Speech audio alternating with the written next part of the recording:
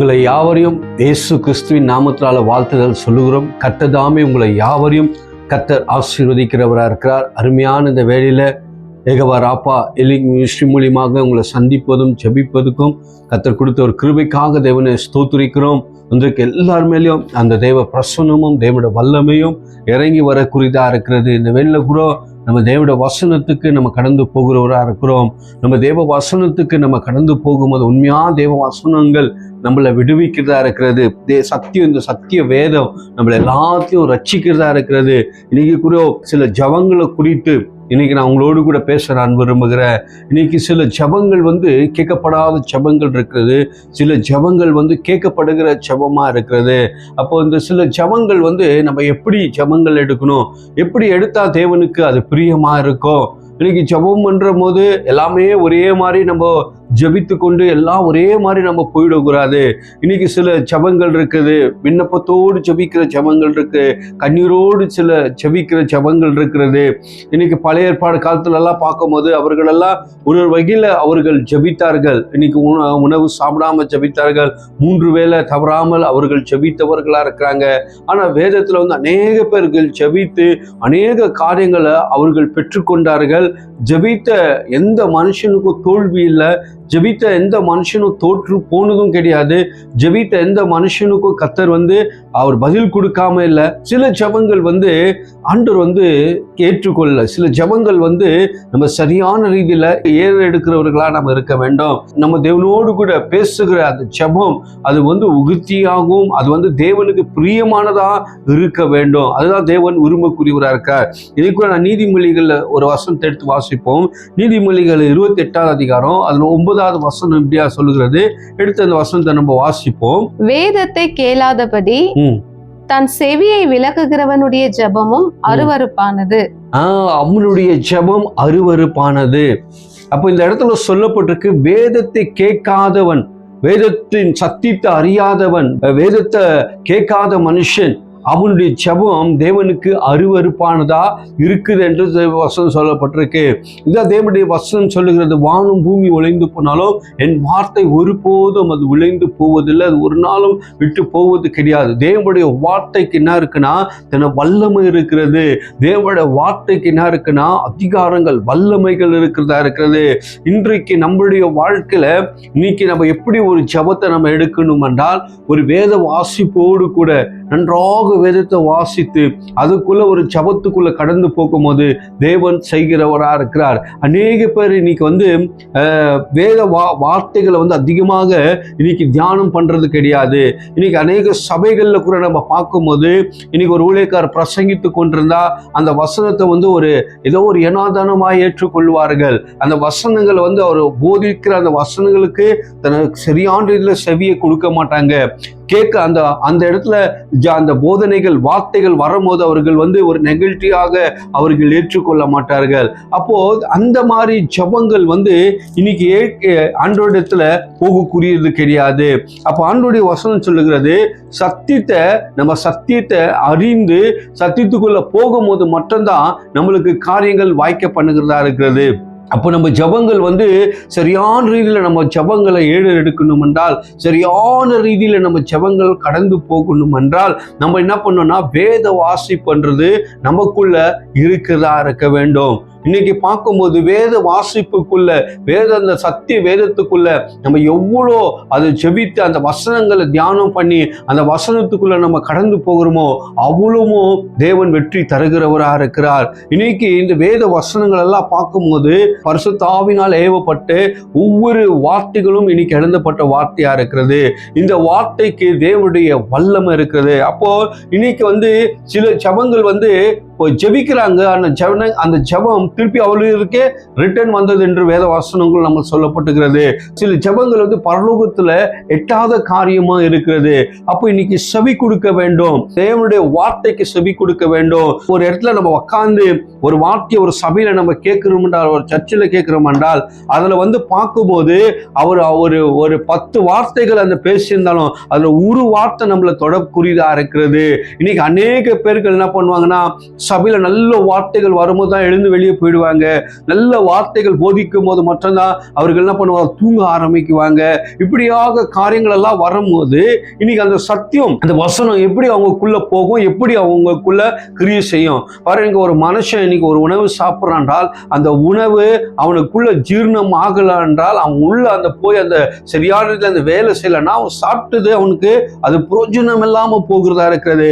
அப்போ இந்த சத்திய வேத குரோ இன்னைக்கு நமக்குள்ள போக வேண்டும். போய் அந்த வார்த்தையின்படி நம்ம நிற்கும் போது, ஜெபிக்கும் போது ஆண்டவர் இயேசப்பா நம்மளுக்கு அற்புதங்களை தேவன் செய்கிறவராக இருக்கிறார். அதுக்கு ஆண்டவர் சொல்றார், தேவனுடைய வார்த்தைகள் கேட்கிறவர்களா நம்ம இருக்க வேண்டும். அப்ப அநேக பேர்கள் வேதத்துல இந்த செவி கொடுக்காத ஜனங்கள், தேவனுடைய வார்த்தை கேட்காத ஜனங்களோட வாழ்க்கையில கர்த்தர் என்ன செய்தார், எப்படியெல்லாம் இருந்தார்கள். அப்போ தேவனுக்கு செவி கொடுக்கிற ஒரு ஜனமாய் நம்ம மாற வேண்டும். அப்போ தேவனே இன்னைக்கு நம்மளுடைய வார்த்தைகளை உகந்து அவர் கவனிக்கிறவரா இருக்கிறார்.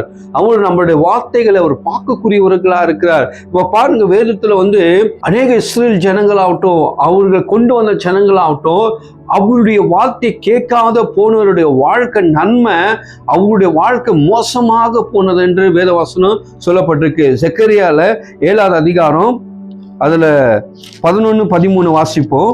அவர்களோ கவனிக்க மனதில்லாமல், அவரோ கவனிக்கிறதுக்கு மனதில்லாமலும் தங்கள் தோலை முரட்டுத்தனமாய் விலக்கி கேளாதபடிக்கு தங்கள் செவிகளை அடைத்துக் கொண்டார்கள். தன் செவிகளை அவர் அடைத்துக் கொண்டார்கள். வேதத்தையும் சேனைகளின் கர்த்தரும் தம்முடைய ஆவியின் மூலமாய், தன் ஆவியின் மூலியமாக முந்தின தீர்க்கதரிசிகளை கொண்டு சொல்லி அனுப்பின வார்த்தையும் கேளாதபடிக்கு தங்கள் இருதயத்தை வைரமாக்கினார்கள். ஆகையால் மகா கடும் கோபம் கொண்டு சேனைகளின் கர்த்தரிடத்தில் உண்டாயிற்று. சேனைகளின் கர்த்தரிடத்தில் உண்டானதா இருக்கிறது. ஆதலால் நான் கூப்பிட்ட போது அவர்கள் எப்படி கேளாமற் போனார்களோ, எப்படி கேட்காம போனார்கள், அப்படியே அவர்கள் கூப்பிட்ட போது, அப்படியே அவர்கள் கூப்பிடும் போது நானும் கேளாமல் இருந்தேன் என்று சேனைகளின் கர்த்தர் சொல்லுகிறார். இது சேனைகளின் கர்த்தர் சொல்லுகிறார். பாருங்க, தேவன் இன்னைக்கு தேவனுடைய சத்தத்தை நம்ம கேட்கலன்னா அவர் நம்மளோட சத்தத்தை கேட்கவே மாட்டாராம். ஏன்னா இந்த இடத்துல பார்க்கும்போது மேல வசனத்தை நம்ம வாசிக்கும் போது தீர்க்கதரிசிக்கு ஆண்டவர் உரைக்கிற வார்த்தை என்னன்னா, அந்த இடத்துல போய் சொல்லு, அந்த ஜனங்கள் மனம் திரும்பும்படியாக இந்த வழிகள்ல இருந்து வெளியே வரணும், இந்த துர்குணத்திலிருந்து பாவத்திலிருந்து எல்லாம் வெளியே வரணும், அந்த ஜனங்களை போய் எச்சரிக்கை பண்ணு, அந்த ஜனங்களுக்கு போய் சொல்லு போ என்று அந்த இடத்துல சொல்லுகிறவரா இருக்கார். அவர்களோ கேட்பதுக்கு மனதில்லாமல் அவர்களோ தன் செவிகளை அடைத்து கொண்டிருந்தார்கள். அந்த இடத்துல பார்க்கும்போது தேவனுடைய சத்தத்தை விலக்கி போனவர்களா இருக்கார். இன்னைக்கு தேவனுடைய சத்தம் நம்மளுக்கு வரும்போது, தேவனுடைய சத்தத்தை கேட்காத போற மனுஷன் இன்னைக்கு தேவன் நம்ம போய் அவர்கிட்ட விண்ணப்பிக்கும் போது, அவர் நம்ம இடத்துல போய் ஜெபிக்கும் போது, அவர் நம்மளோட விண்ணப்பத்தையும் நம்மளோட சத்தத்தை அவர் கேட்க மாட்டார். ஏன்னா முதலாவது சொல்றாரு, தேவனுடைய வார்த்தையை நம்ம கேட்கக்கூடியவர்களா இருக்க வேண்டும். அதுதான் ஆண்டவருடைய வசனம் சொல்லுகிறது, என் ராஜ்யத்தையும் என் நீதியும் தேடுகள், இவைகளெல்லாம் உங்களுக்கு என்ன பண்ணும், கூட கொடுக்கப்படும் என்று சொல்லப்படுகிறது. நீ தேவ ராஜ்யத்தையும் தேடாமல், தேவனுடைய நீதியும் தேடாமல் நீ வாழ்க்கையில நீ போகணும் என்றால் அது ஆகாது. இப்ப இந்த இடத்துல சத்திய வேதம் சொல்லுகிறது, சேனைகளின் கர்த்தர் நம்மளுக்கு உரைக்கிற வார்த்தை என்ன என்றால், நீ எந்த அளவுக்கு தேவ வார்த்தை கேட்கிறியோ, எந்த அளவுக்கு உன்னோட சவியை திறந்து தேவனுடைய வார்த்தைக்கு மனசு கொடுக்கிறியோ, உன் எண்ணத்தை தேவனுக்கு கொடுக்கிறியோ, கொடுத்து தேவனுடைய வார்த்தையும் அவருக்குள்ள நீ கடந்து போய் அந்த தியானத்துக்குள்ள தேவ வார்த்தைக்குள்ள நீ போகிறியோ, அந்த அளவுக்கு தேவன் செய்கிறவரா இருக்கிறார். இந்த இடத்துல தேவனுக்கு ஒரு வேதனை உண்டானதா இருக்கிறது, ஒரு துக்கம் உண்டானதா இருக்கிறது. இவர்களுக்கு இவ்வளவு வார்த்தைகளை சொன்னுமே, இவர்களுக்கு இவ்வளவு போய் நம்ம சொல்லி அனுப்பணுமே, இவருக்கு ஒரு தீர்க்கதரிசி மூலியமா எச்சரிக்கையும் நாங்க பண்ணுமே, ஏன் இவர்கள் இந்த ஜனங்கள் இவ்வளவு ஒரு கடினமா இருக்கிறார்கள், ஏன் இந்த ஜனங்கள் இருக்கிறார்கள்? அப்போ அதுக்கு தேவன் சொல்றாரு, அவர்கள் என்னை நோக்கி கூப்பிடுவார்கள், அவர் என்னை விண்ணப்பிப்பார்கள், நானும் அதை நான் கேட்க மாட்டேன் என்றார்.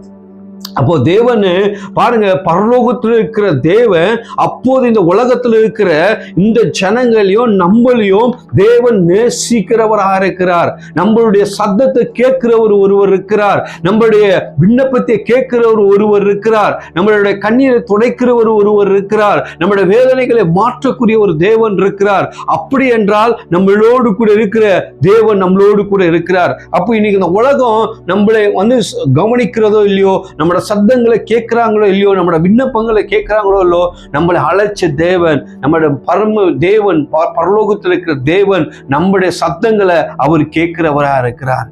கர்த்தருக்கு ஸ்தோத்திரம். இன்னொரு தடவை அந்த 13 மட்டும் நம்ம வாசிப்போம். ஆதலால் நான் கூப்பிடும் போது அவர்கள் எப்படி கேட்காம போனார்கள், அப்படியே அவர்கள் கூப்பிடும் போது நானும் கேளாமை போவேன். ஹல்லேலூயா. இது சேனைகளின் கர்த்தர் உரைக்கிற வார்த்தையா இருக்கிறது. ஹல்லேலூயா. எப்படி அவர்கள் கேட்காம போனார்கள் பாருங்க. இந்த இடத்துல ஆண்டவர் சொல்லுகிற காரியம், அவர்கள் எப்படி கேட்காம போனார்கள் பாருங்க. அப்ப பரலோகத்திற்கு தேவன் ஜீவன் உள்ள தேவனா இருக்கிறார். அவர் நம்மளோடு கூட பேசுகிற தேவனா இருக்கிறார். அப்ப நம்மளை கவனிக்கிற தேவனா இருக்கிறார். அப்போ இன்னைக்கு பார்க்கும்போது ஒரு ஊழியக்காரர்களை அனுப்பி எச்சரிக்கிறவர்களா இருக்கிறார்கள். ஆனா அவர்களோ அந்த வார்த்தையை கேட்காம அவர்கள் விட்டு போகிறார்கள். அதே போலதான் நம்ம பழைய ஏற்பாடுல பார்க்கும்போது ஒரு நோவாவை கர்த்தர் எழுப்புறார்.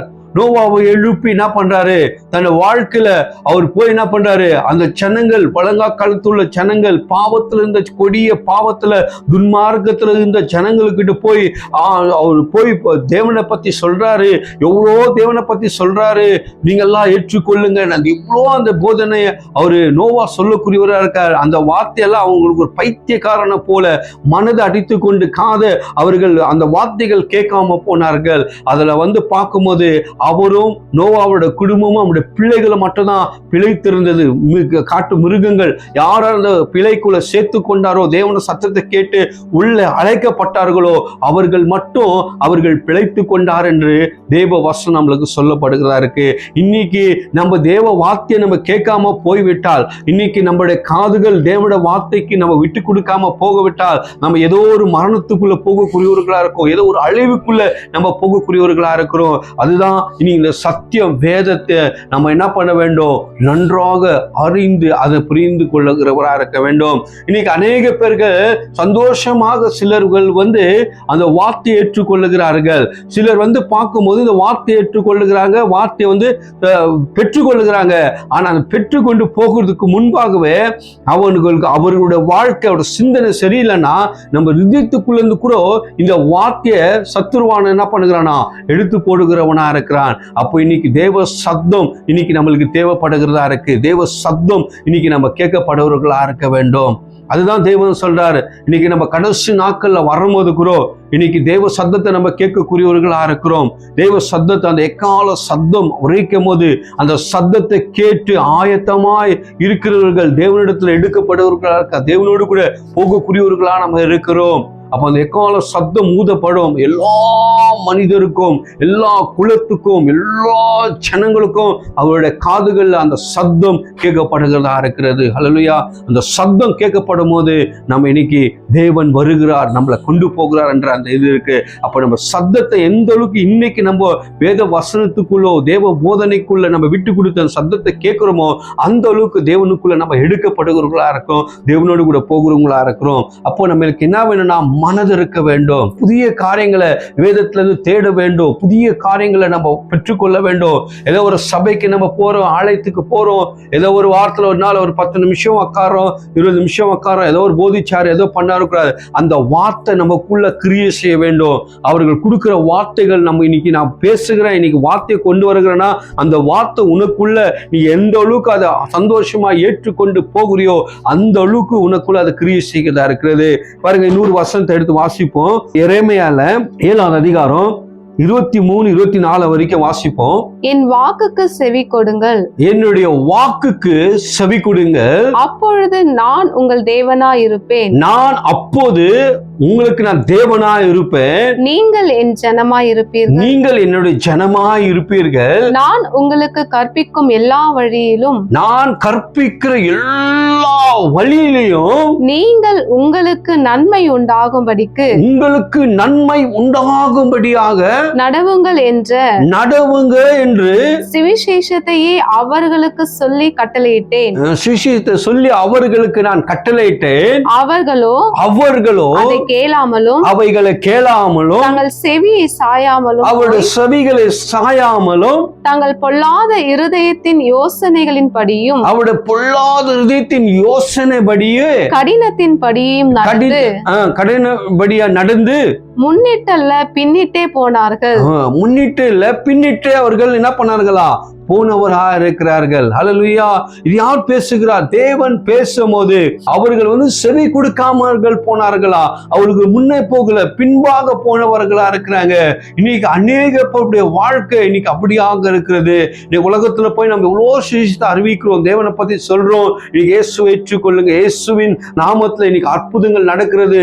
இயேசப்பா இப்படி ரட்சிக்கப்பட்டிருக்கா, இப்படி ரட்சிப்புக்குள்ள நம்ம வரணும் என்று இன்னைக்கு நாம் சொல்லும் போது, இன்னைக்கு நம்மளுடைய விசுவாசிகளுக்கு சொல்லும் போது கூட அவர்களும் மனமாறாமல், அவரும் இயேசுவை ஏற்றுக்கொள்ளாமல் நீங்க அநேக பேர்கள் அவர்கள் இன்னைக்கு நான் அந்த துன்மார்க்கத்தை தான் வாழ்வேன், நான் இப்படிதான் இருப்பேன், இப்படிதான் என் வாழ்க்கை இருக்கும் என்று அவர்கள் என்ன பண்ண தன்னை சவிய அவர்கள் மூடிக்கொள்ளுகிறவர்களா இருக்கிறார்கள். அதுதான் தேவனுடைய வசனம் இங்க சொல்லப்பட்டிருக்கு. தேவன் என்ன பண்றாரு? ஒவ்வொரு விஷயமாக பேசிக்கொண்டு வரார்கள். இன்னைக்கு எல்லா வழியிலும் எனக்கு பிரியமாக, எனக்கு பிடித்த காரியமாக நீங்க நடங்க என்றாரு ஆண்டவருக்கு. அவருடைய வழிகள்ல நடக்கிற மனுஷன், அவரை ஏற்றுக்கொண்டு நடக்கிற மனுஷன், அவருக்கு பிரியமானதை செய்கிற மனுஷன் தேவனுக்கு ரொம்ப ஒரு பியூட்டிஃபுல்லாக, தேவனுக்கு பிடித்த ஒரு மனிதனாக நம்ம வாழணுமென்றால் அவர் சொல்றதெல்லாம் கடைப்பிடிக்க வேண்டும். அவர் சொல்லுகிற காரியமெல்லாம் நம்ம கடைப்பிடிக்க வேண்டும். இந்த ஜனங்களுக்கோ ஆண்டவர் சொல்லுகிறார், இப்படி நடங்க, இப்படி போங்கோ, என்னோட கற்பனை கை கொள்ளுங்க, எல்லா வழிகளும் நடுங்க என்று சொல்லும் போது அவர்களோ மனதில்லாமல், அவரோ தேவனுக்கு விட்டு கொடுக்காம, தேவனோடு கூட சேராமல், தேவனோட சன்னிதானத்தில் இல்லாதபடிக்கு முன்பாக போறவர்கள், பின்பாக அவர்கள் கடந்து போனவர்களா இருக்கிறார்கள். அப்ப பாருங்க, இவர்கள் எல்லாம் எந்த ஒரு கூட்டத்துலன்னா தேவனும் வேண்டாம், எதுவுமே வேண்டாம், என்னோட மனம் போன போக்கில் என்னை விட்டு விடுங்க, நான் போகிறேன். அவருடைய அழிவுகள் இன்னைக்கு மரணத்துக்குள்ள வரக்கூடியதா இருக்கிறது. தேவ ராஜ்யத்துக்குள்ள தேவன் வரும்போது அவர்கள் கைவிடப்படுவர்களா இருக்க முடியும். ஏன்னா இன்னைக்கு ஏன் நம்மளுக்கு இந்த சத்திய வேதத்தை நம்மளுக்கு கொடுத்திருக்கிறார்? ஏன் நம்மளுக்கு ஒரு சபையை ஆண்டவர் கொடுத்திருக்கிறார்? ஏன் ஒரு ஊழியத்தை ஆண்டவர் நம்மளுக்கு கொடுத்திருக்கிறார்?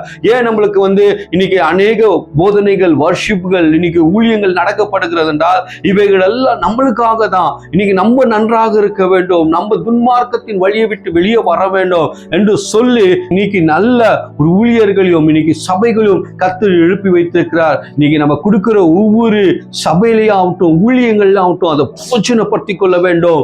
தேவன் இன்னைக்கு நல்லாக சொல்றார் ஆண்டவருடைய வார்த்தை, நீங்க நல்ல வழிகளை, என் கற்பனைகளை கை கொண்டு என் வழிகள்ல நீங்க நடங்க என்றார்கள். அவர்களோ அந்த வழிகளில் நடக்காமல் அவர்கள் போனவர்களா இருக்கிறார்கள். எப்படி இந்த இடத்துல நம்ம இந்த வாஸ்தபடியாக அவர்களோ மனதில்லாமல் தேவன் போனது நிமித்தம் தேவன் அந்த இடத்துல பதிலே கொடுக்கல.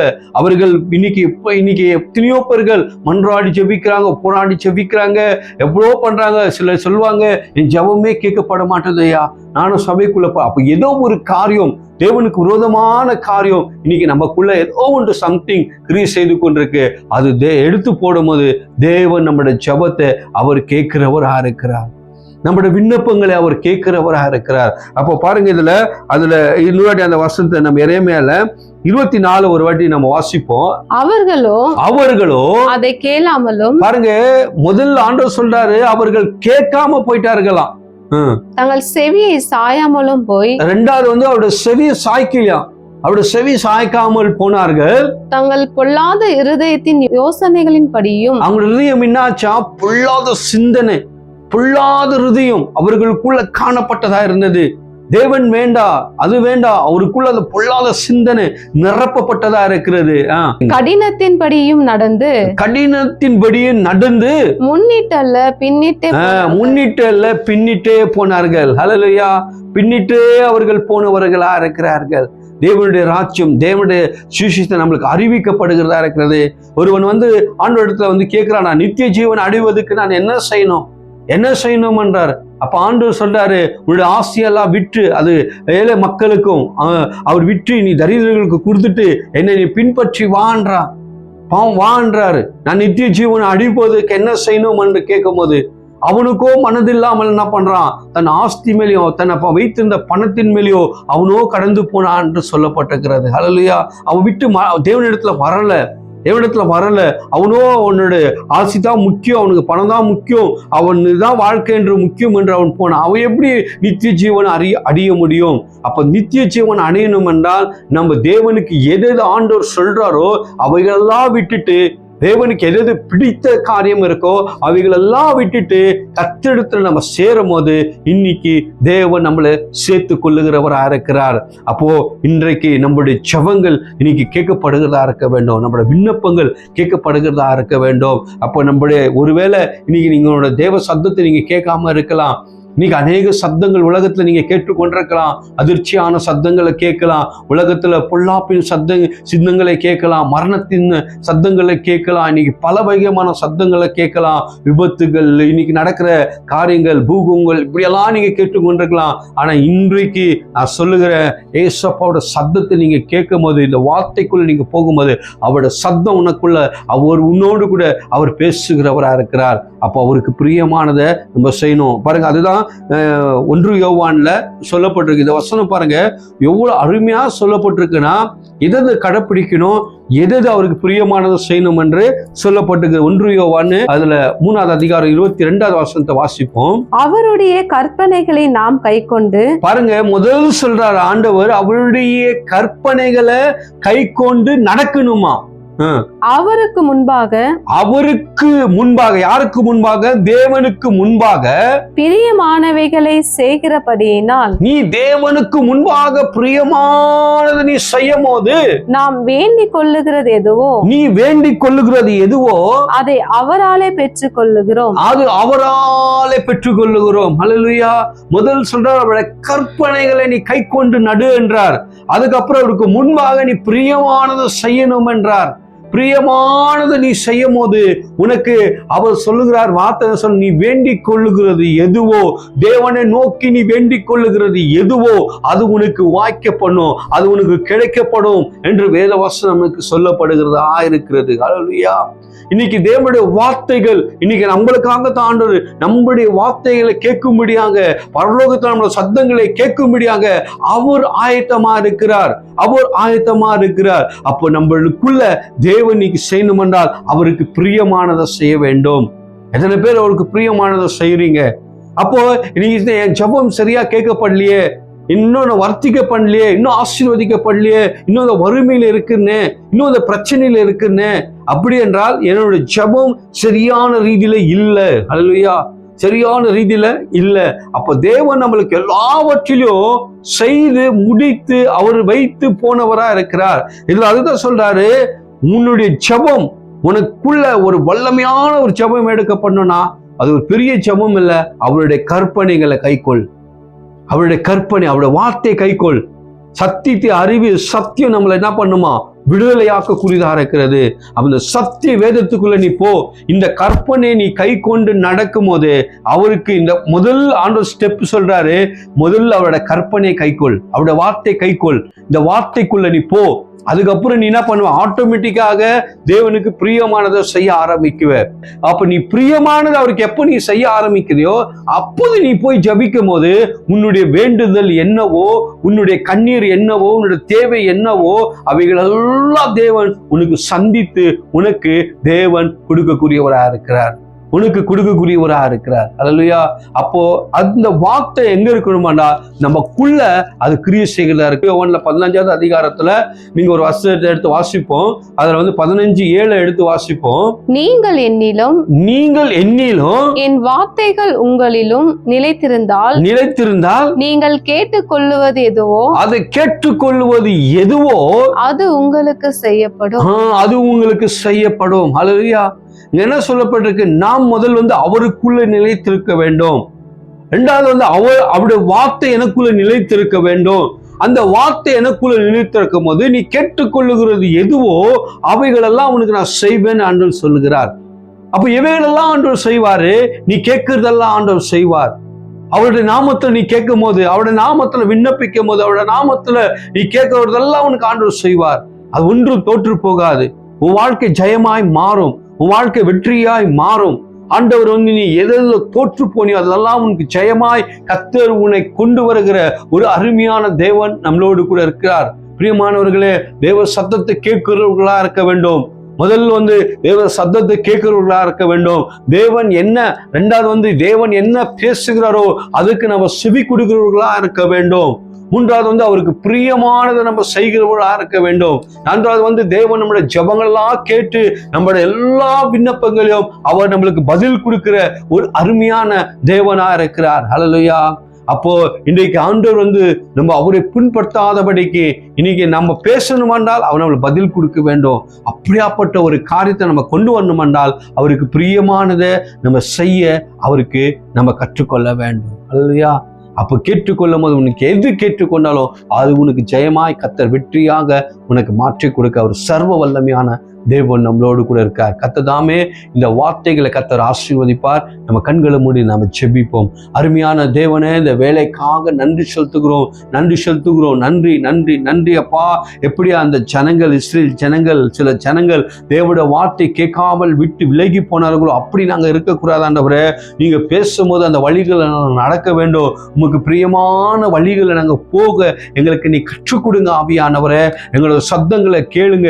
இப்போதே எங்களோட சத்தங்களை ஆண்டவரே நாங்கள் விண்ணப்பங்க ஜெபிக்கும் போது எங்களுடைய காரியங்களை நீங்க கேட்கக்கூடியவர்களா இருக்கிறீர்கள் கர்த்தாவே.